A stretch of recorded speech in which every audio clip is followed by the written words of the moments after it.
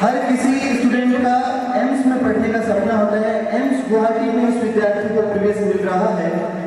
इसके बारे में आपको जानकारी बताएं तो नदीस का बड़ा भाई मोहित इसी विद्यालय का विद्यार्थी रहा है। नदीस ने कक्षा 6 में यहाँ प्रवेश किया था, मोहित ने कक्षा 7 में विद्यालय में प्रवेश किया था। मोहित इस समय IIT जोधपुर से बीटेक इन कंप्यूटर साइंस कर रहा है और नदीस का एम्स में एडमिशन हुआ है। दो भाई दोनों ने सफलता का परचम फहराया है।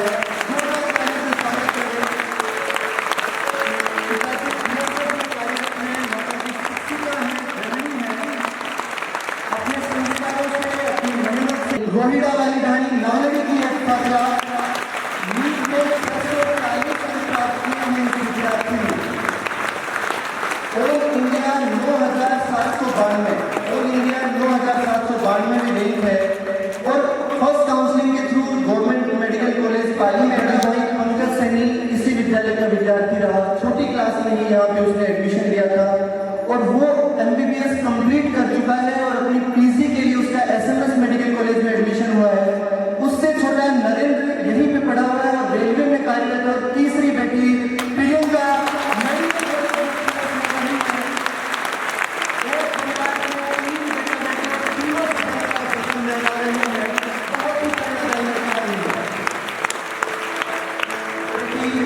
नीट में 625 अंक प्राप्त किए हैं। ऑल इंडिया 16,337 की रैंक है। गवर्नमेंट मेडिकल कॉलेज गुजरात में एडमिशन मिल रहा है। अपडेट होकर तो और बेहतर कॉलेज की यहाँ पर प्रतीक्षा है। 18 तारीख को रिलीज जारी हो रही है। अंकिता के बारे में मैं आपको बताना चाहूँ, 12वीं में मेरे जानकारी है जहाँ तक लगभग 92% इसने प्राप्त किए थे। बहुत सारे स्टूडेंट 10वीं के बाद में नीट कंपटीशन की तैयारी करने में चले जाते हैं। अंकिता ने 12वीं में अच्छे अंक प्राप्त किए और उसके साथ में ही अपना कॉलेज में एडमिशन करवाया BSc में। साथ में जो 12वीं के बेस पे स्कॉलरशिप मिलती है, इंस्पायर स्कॉलरशिप 80,000 रुपये पर वर्ष, वो लिए विद्यार्थी ने 3 साल साथ में घर से अप डाउन करके। इनके पिताजी के भी समर्पण को हम एक बार जोरदार सलाम करना चाहेंगे।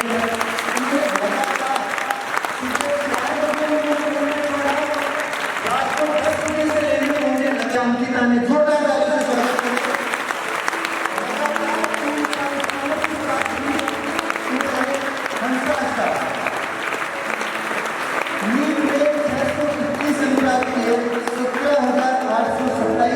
ऑल इंडिया रैंक है हंसराज की। हंसराज की कहानी मेडिकल कॉलेज में इस मेडिकल कॉलेज इस बार वापस वो नीट परीक्षा की तैयारी कर रहा था और टफेस्ट चैलेंज तब था कि परीक्षा से केवल 7 दिन पहले इनके जो बड़े भाई इनके साथ में उनकी शादी थी। हम में से कोई भी हो तो शायद वो अपनी परीक्षा को छोड़ के वहां पे अपनी शादी में शरीक हो जाए। हंसराज वही था, अपनी तैयारी कर रहा था और उस मेहनत के बगैर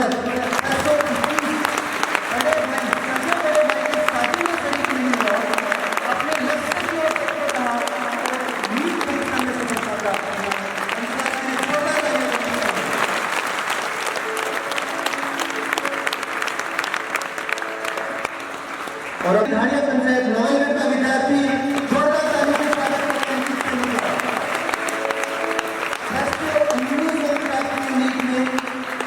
जोराम मेडिकल कॉलेज में एडमिशन ले रहा है। ऑल इंडिया रैंक 19,026 है।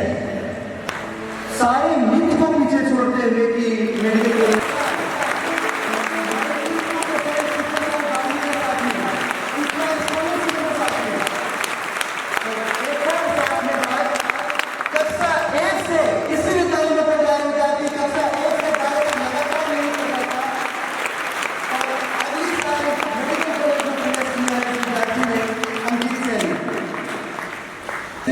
गवर्नमेंट मेडिकल कॉलेज चूरू में एडमिशन मिल रहा है विद्यार्थी को।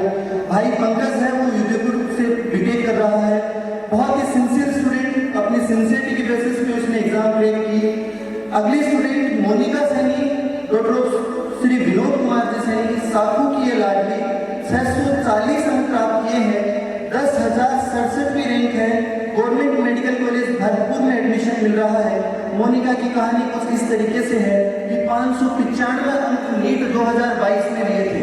नीट 2022 पिछली जो मेडिकल एग्जाम एंट्रेंस एग्जाम हुई थी 595 अंक लिए थे 595 अंक वाले विद्यार्थियों को MBBS मिली थी, परंतु उस अंक पे बहुत सारे विद्यार्थी होते हैं एक अंक पे, तो उसकी वजह से उसको मेडिकल कॉलेज में एडमिशन नहीं मिला, आयुर्वेदिक कॉलेज में एडमिशन मिला। आयुर्वेदिक कॉलेज जयपुर में जिद थी MBBS ही करना है, कॉलेज के साथ साथ फिर से तैयारी की, इस बार 640 अंक प्राप्त किए और गवर्नमेंट मेडिकल कॉलेज भरतपुर में एडमिशन मिला।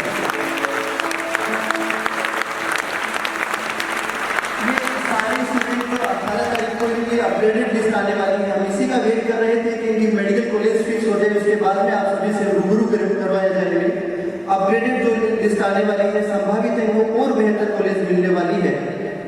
ये सारे विद्यार्थी, इनकी सफलता इसलिए हमारे लिए महत्वपूर्ण है, ये इसलिए हमें सिखाते हैं कि लगभग हमारे जैसे बैकग्राउंड से, साधारण बैकग्राउंड से विद्यार्थी आते हैं, जिन्हें जहाँ पे बहुत ज्यादा गाइड नहीं मिलता है, बहुत ज्यादा आगे मोटिवेशन नहीं मिलता है, बहुत ज्यादा आगे उनको पुश नहीं किया जाता है। इस साधारण बैकग्राउंड से इन्होंने अपने लक्ष्य को, अपने सपने को पकड़ा और जो एक निर्धारित पैटर्न होना चाहिए मेहनत का, उस मेहनत को लगातार करते हुए और आज जो अपना लक्ष्य था उस लक्ष्य को इन्होंने हासिल किया। इनमें से बहुत सारे विद्यार्थी जो छोटी कक्षाओं से इस विद्यालय में पढ़ रहे हैं, इस विद्यालय की जो सबसे खास बात है कि साधारण बैकग्राउंड के जो स्टूडेंट्स हैं उनको उस लेवल पे पहुंचा रहे हैं जहाँ पे ये अपने को सपने में देखा जाता है। 2023 के नीट में 7 स्टूडेंट MBBS में एडमिशन ले रहे हैं, 2022 में 3 स्टूडेंट को MBBS में एडमिशन मिला था, 2021 में 4 स्टूडेंट को MBBS में एडमिशन मिला था, और यदि अपन BAMS और BHMS को मिला तो लगभग 25 स्टूडेंट मेडिकल में बैचलर की डिग्री कर रहे हैं पिछले 3 वर्षों में, और पूरा मिला के लगभग सैकड़ों विद्यार्थी हैं जो मेडिकल की स्टडी विद्यालय से कर चुके हैं। तो एक बार जोरदार तालियां आज में सारे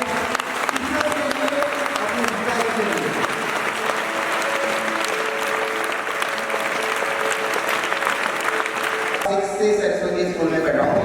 नया नया मैं CBSE मीडियम से था पहले, तो मैं RBSE में आया, तो मैंने डिसिप्लिन बहुत ज़्यादा था। डिसिप्लिन मतलब इन अ वे हैंडल करके चलो, मतलब रिस्ट्रिक्शंस बहुत ज़्यादा थी। तो शुरू में तो मुझे लगा था कि नहीं होनी चाहिए इतना सब, कि रेस्ट्रिक्शंस तो नहीं होनी चाहिए, लेकिन बट जैसे जैसे मैं आगे गया 6 से 7, 8, 9, 10 तक जैसे जैसे पहुँचा, तब मुझे फील हुआ, मतलब पता चला कि रेस्ट्रिक्शंस भी ज़रूरी है लाइफ में। एक स्टूडेंट डिसिप्लिन में ही रहना चाहिए हमेशा। तो 10th तक मैंने अच्छे से मेहनत की उस इंग्लिश मीडियम वाले ब्लॉक में। 10th में मेरे 92.3% थे। फिर 11th में मैंने डॉक्टर बनना था तो बायो सब्जेक्ट चुना। फिर 11th के एंडिंग में जाते जाते कोरोना आ गया था, जैसा आप सबको पता है। तो कोरोना ने सारी पढ़ाई ऐसे गड़बड़ कर दी थी, तो 12th में मुझे हॉस्टल आना पड़ा।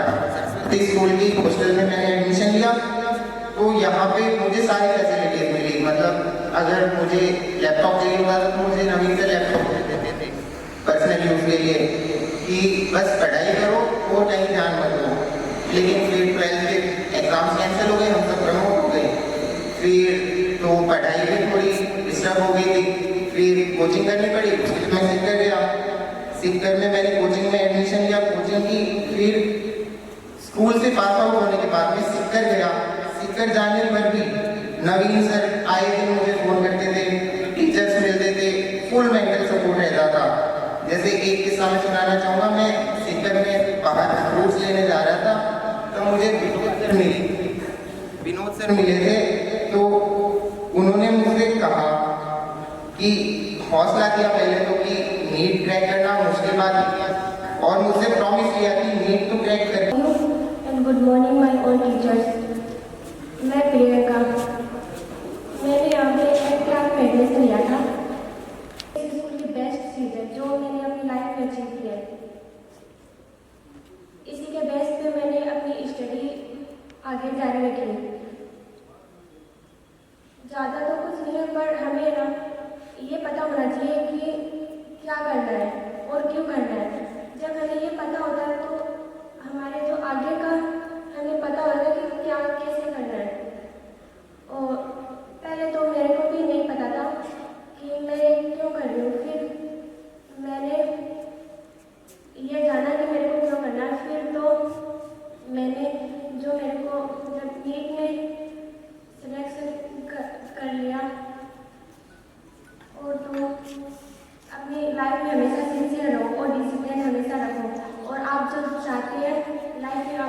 अचीव कर सकते हैं। Thank you. Good morning students and my all teachers. जैसे कि मतलब कि सभी बताते हैं कि हमें कैसे पढ़ना चाहिए, क्यों पढ़ना चाहिए, वो तो मैं बताऊंगा नहीं, वो तो आपको पता होगा, आप अभी तक पढ़ रहे हो। मैं आपको एक एग्जांपल देना चाहूँगा जिससे कि मतलब कि आप जो डेली जितना आपका टाइम वेस्ट करते हो ना, उसके हिसाब से आपको वो पता चलेगा कि आप एक दिन नहीं पढ़ते हो तो कितनी वैल्यू होती है उसकी। जैसे मैं आपसे पूछूंगा 1 की पावर 365 कितनी होती है? 1 की पावर 365, 1 की घात 365 एक ही होती है ना। अब इससे थोड़ा सा कम करते हैं, जैसे 0.99 की पावर 365 कितनी होती है? मतलब आपको विश्वास नहीं होगा, 0.03 होती है। मतलब इतना कम हो जाता है कि आप 0.1 आप अगर कम करते हो ना तो कितना कम हो जाता है, 1 से 0.03 कितना कम होता है। और यही आप अगर बढ़ा के देखो, जैसे 1.01 की पावर 365 कितनी होती है? ये लगभग 37.8 के समथिंग जाती है। मतलब आप डेली जरा मतलब बहुत कम भी बढ़ाते हो ना तो आपको लास्ट तक जो रिजल्ट होता है वो बहुत ज़्यादा, जैसे 1 होता है 1 37 होता है, मतलब मल्टीप्लाई में 37 मल्टीप्लाई हो जाता है। और 37 गुना आप अपने आप को बढ़ा सकते हो अगर डेली आप बहुत कम भी बढ़ाना चाहो तो। मतलब कि आपको पीछे नहीं आना है, हमेशा आगे बढ़ते जाना है, थोड़ा बहुत अपने आप को आगे ही बढ़ाना है, जिससे आप बहुत कुछ कर सकते हो। जैसे मैं था, जो आप लोग हमें से अधिकतर लोग ऐसे होते हैं जो एग्ज़ाम के टाइम पढ़ाई करते हैं, मैक्सिमम लोग ऐसे होते हैं जो एग्ज़ाम के टाइम पढ़ाई करते हैं। अब मैं हूँ, मैंने एग्ज़ाम से 7 दिन पहले स्टडी छोड़ी थी। क्यों छोड़ी? मेरे मतलब जो बीमार हो गया था, जैसे एग्ज़ाम थी 1 तारीख को शाम को अपेंडिक्स का दर्द आया था, फिर 3 तारीख को मेरा ऑपरेशन हुआ और 7 तारीख को गाड़ी में बैठ के सीधा परीक्षा देने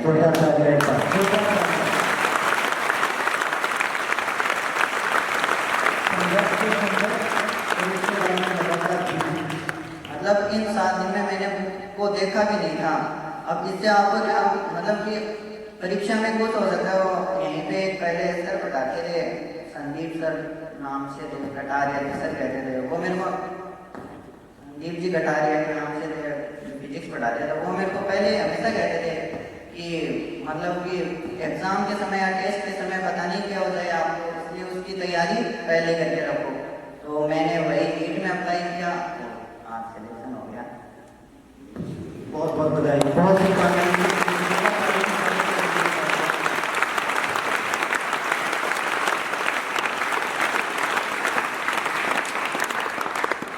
तो आप भी थोड़ी बहुत मेहनत कर लो। Thank you. है? आवाज नहीं आ रही है? प्रेशर में हो गया तो जोर से बोल के बताओ, क्या हालचाल है आपके? अच्छे हैं, बहुत अच्छे हैं। ओके। विद्यालय के प्रिंसिपल सर, समस्त विद्वान साथी, प्रिय छात्र छात्राओं, आज का दिन आपके विद्यालय के लिए बड़ा ही खुशी का दिन है। ये आपके ही बड़े भाई बहन हैं, इसी विद्यालय में अध्ययन करके अपना एक मुकाम हासिल किया है। उनके साथ में आए उनके अभिभावक और जिन बच्चों का सिलेक्शन हुआ है उनको मैं विद्यालय परिवार की ओर से बहुत बहुत बधाई और ढेर सारी शुभकामनाएं देता हूँ कि उन्होंने एक अचीवमेंट प्राप्त किया है। बहुत सी बातें आपके सामने हुई हैं।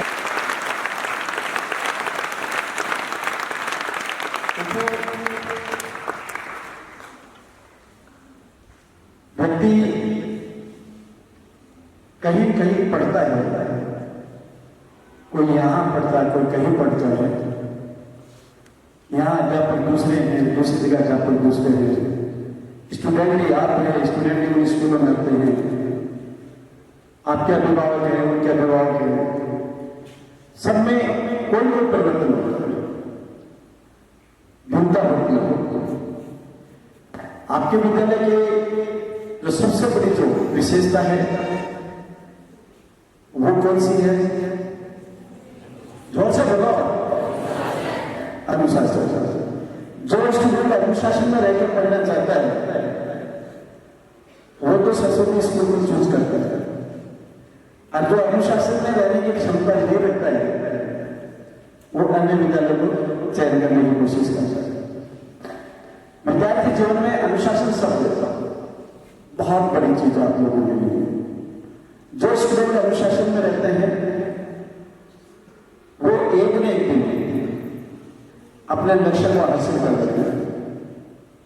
यही जो आपके सामने खड़े हैं, इन्होंने विद्यालय का जो अनुशासन था उसको अपनाया, परिवार के जो संस्कार थे उनको इन्होंने अपनाया, टीचर्स ने इनको जो गाइडलाइन दी उसको इन्होंने अपनाया, और ये सारी चीजें पॉजिटिव रहते इन्होंने काम किया, और पॉजिटिव रहकर के काम किया तो आज ये सब लोग हैं वो एमबीबीएस यानी डॉक्टर बनने जा रहे हैं।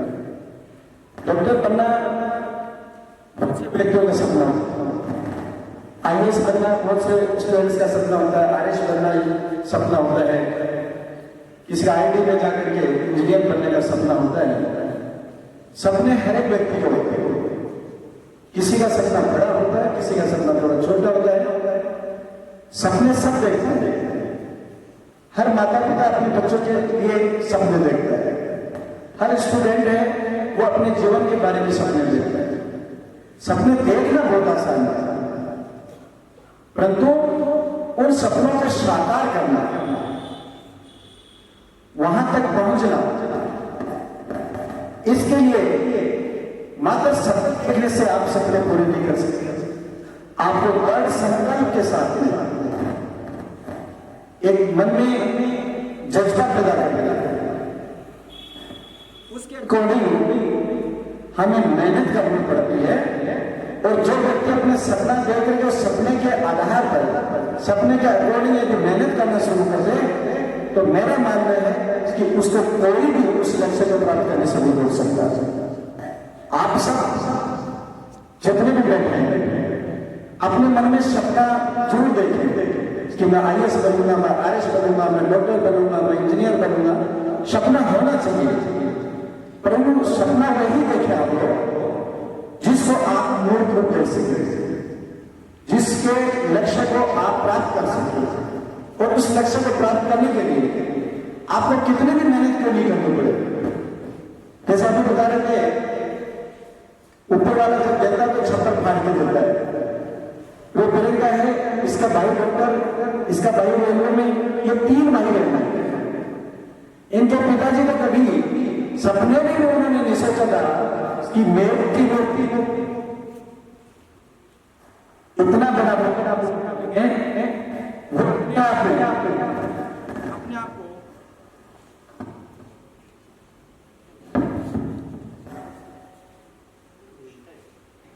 आज जो भी छात्र हैं उनके माता पिता अपने आप को गौरवान्वित महसूस करते हैं। भविष्य को उनका उज्जवल हुआ है, आगे जीवन जीने का लूट भी उठाएंगे। परंतु जिन्होंने इनको जन्म दिया, इनका पालन पोषण किया, जिन्होंने इनको पढ़ाया, वो सब आज फक्र महसूस कर रहे हैं, गौरवान्वित महसूस कर रहे हैं। तो एक 3 बच्चे, में 2 बच्चे हैं, दोनों यदि सक्सेस हो जाते हैं, माता पिता की सबसे बड़ी कमाई होती है। माता पिता के पास में धन कितना है कोई मायने नहीं रखता है, आपके पास में सुख सुविधा कितनी वो मायने नहीं रखती है। माता पिता का जो सफल जीवन वही होता है जिनके बेटा या बेटियां सक्सेस हो जाते हैं। उन माता पिता का जीवन है वो धन्य हो जाता है और सफल हो जाता है। और वो काम इन छात्र छात्राओं ने करके दिखाया। इन्होंने अपने माता पिता का सर है वो गर्व से ऊंचा किया, उनका जीवन है उसे सफल बनाने में इन्होंने भी कोई कमी नहीं छोड़ी। एक बार जोरदार ताली सफल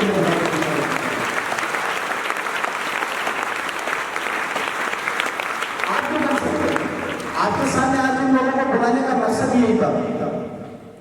आपके बीच से निकले हुए परंतु आपके सामने आकर के क्योंकि इन्होंने जो कार्य अचीव किया है ये सम्मान का हकदार है।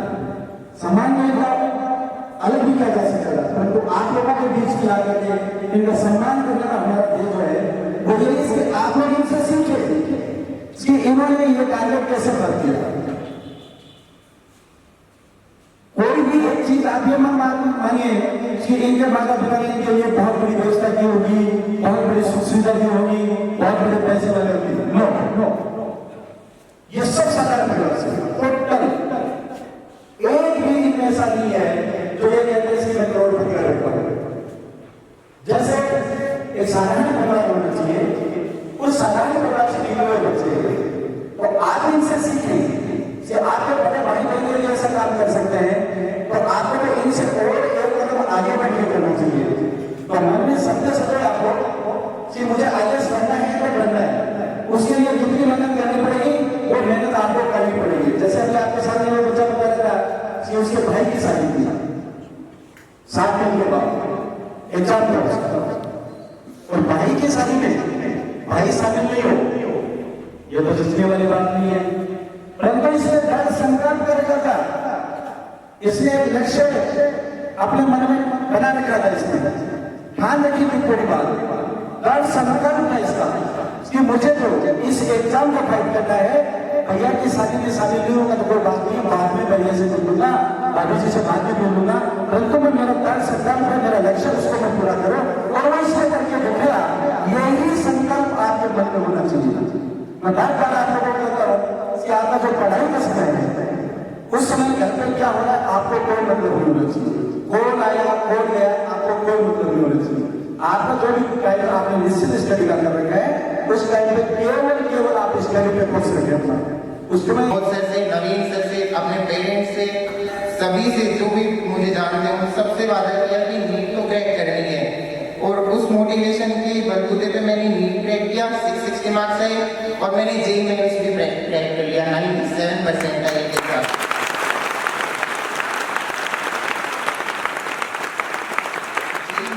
वैसे तो मैथ के बच्चे JEE मेंस देते हैं, but only physics and chemistry के बेसिस पे भी JEE मेंस क्रैक किया जा सकता है। तो मैं तो